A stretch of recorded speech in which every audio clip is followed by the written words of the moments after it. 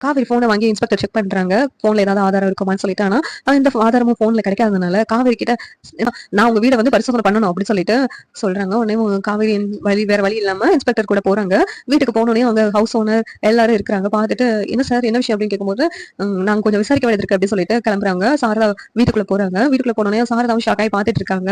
"என்னாச்சு சார்? எதுக்கு சார் வந்திருக்கீங்க?" அப்படின்னு சொல்லி கேட்கும்போது, "இந்த வீட்ட நாங்க கொஞ்சம் பரிசோதனை பண்ண வேண்டியது இருக்கு. விஜய் இங்க இருக்காருன்னு நாங்க பார்க்கணும். நீங்க மறைச்சு வச்சிருக்கீங்களான்னு" அப்படிங்கிறாங்க. "சார் இங்க எதுக்கு சார் அவங்க இருக்காங்க? அவங்களுக்கு எங்களுக்கும் ஆகவே ஆகாது.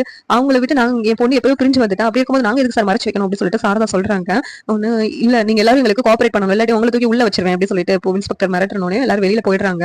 வெளியில போயிட்டு அவங்க இன்ஸ்பெக்டர் எல்லாத்தையும் செக் பண்ணி பாக்குறாங்க. இன்ஸ்பெக்டர் விஜய் யாரும் இல்லாதனால உடனே மா இங்க பாருங்க, இங்க விஜய் வந்தாலோ விஜய் உங்ககிட்ட பேசினாலோ எங்களுக்கு இன்ஃபார்ம் பண்ணணும். அதுவும் இல்லாம உங்க பொண்ணை எங்களுக்கு கொஞ்சம் விசாரிக்க வேண்டியது இருக்கு.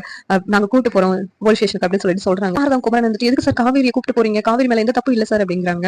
அவங்க ஹஸ்பண்ட் தானே சூசைட் பண்ணதுக்கு காரணம் அப்படின்னு சொல்லிட்டு சார் காவேரி மேல எந்த தப்பு இருக்காத போது அவளே சார் போலீஸ் ஸ்டேஷன் கூட்டு போய் விசாரிக்கணும்னு குமரன் கேக்குறாங்க. உனக்கு காவேரி வந்து விஜயோட ஒய்ஃப் தானே, அப்படி இருக்கும்போது அவங்களை விசாரிச்சாதான் உண்மை வெளியே வரதுக்கு வாய்ப்பு இருக்குது.